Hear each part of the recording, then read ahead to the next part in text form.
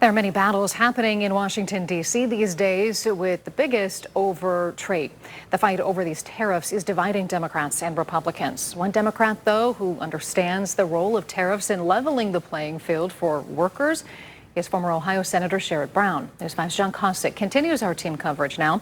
He spoke with Brown about what he's seeing from both sides in this fight.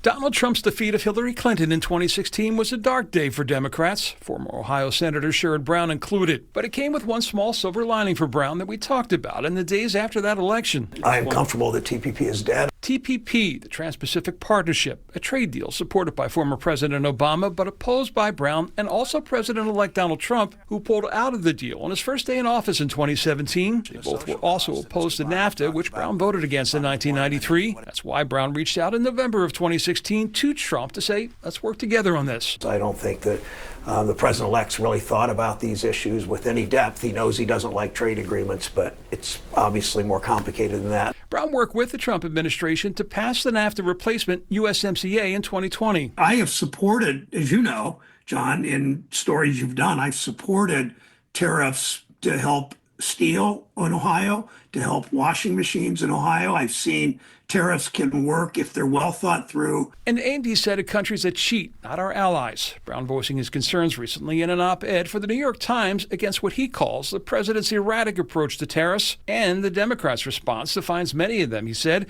siding with the Wall Street interests that brought us NAFTA and TPP. There is more than just the choice of reckless tariffs or the choice of neoliberal kind of trade policy. That, he argues, is building trade policy that gives the workers impacted a seat at the table and a say in the process. Where you first listen to workers and you act accordingly. You don't come up with a policy and then sell it to the workers. Something that's a focus of his newly formed Dignity of Work Institute. Brown remains the most recognizable Ohio Democrat and would be seen as a formidable candidate for either governor or Senate next year. Brown said he's ruling nothing out. Is there a timeline? Clearly, you know that, in this election cycle, this is around the time people jump in. Well, campaigns used to be shorter than they are now.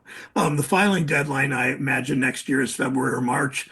You will know by then. I'll know by then. I'm not on a fast timeline of what I do next. Would you rule out governor or senator? No, I'm not ruling anything out. In Cleveland, John Cossack, News 5.